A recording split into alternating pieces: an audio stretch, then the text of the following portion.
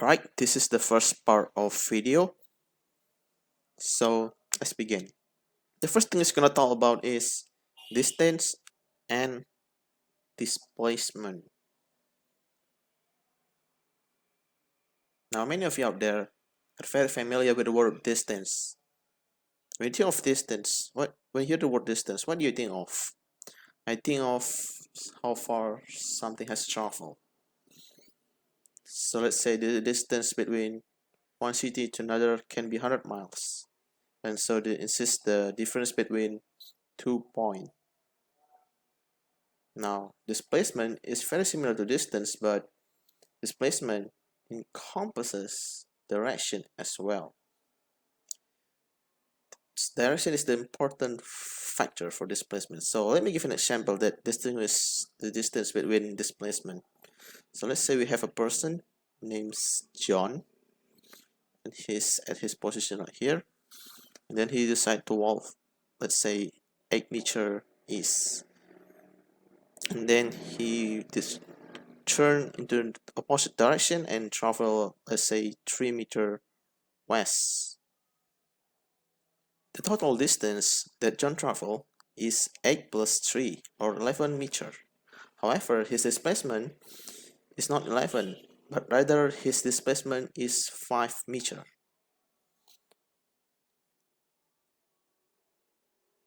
Displacement is the difference between your final position and initial position. So let's say we have a number line.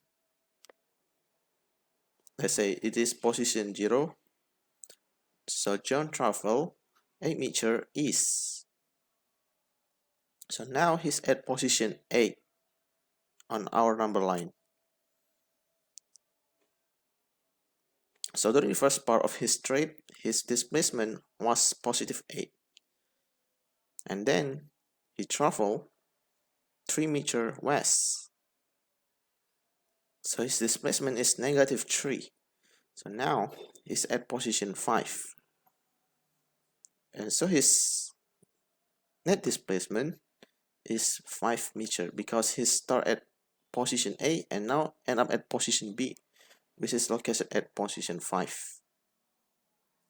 And so the net displacement is basically his final position. Let's see, PF minus initial position, PI. His final position is 5.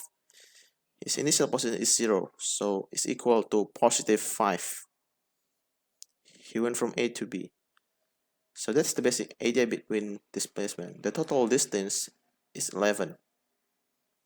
Now distance is scalar quantity. It only has magnitude.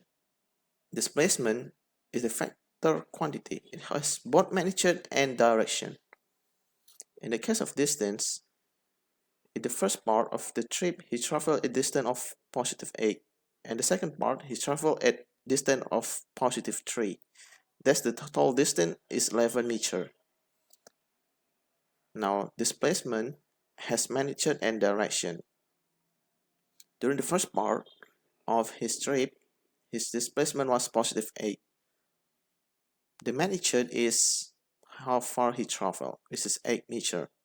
The direction is he traveled east, so we have a positive sign for going to the east direction. Anytime he go toward the right, he got a positive x, so displacement is positive. Now during the second part, he traveled west, that is toward the negative x direction. So it's negative 3 in terms of displacement. So keep this in mind. Distance is always positive, but displacement can be both positive or negative.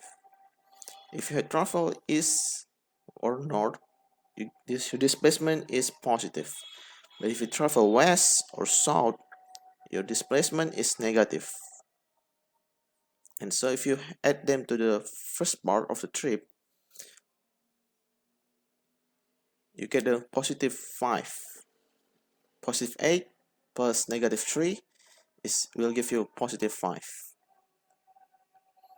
Let's say a car travels 200 miles. with this description be related to distance or displacement. So I say you travel 200 miles and I'm describing distance or displacement. Well, this will be the description of distance because there's no direction was indicated. So you can be going east, west, north or south. If you simply state 200 miles, you describe distance. Now let's say if your car travel 300 miles north. In this case, I have magnitude, which is 300 miles, and I have the direction, which is going north. So in this case, this is displacement. Displacement is vector quantity. It has both magnitude and direction. Whereas distance is a scalar quantity. It only has magnitude, such as 200 miles, without any direction. So make sure you understand the difference between distance and displacement.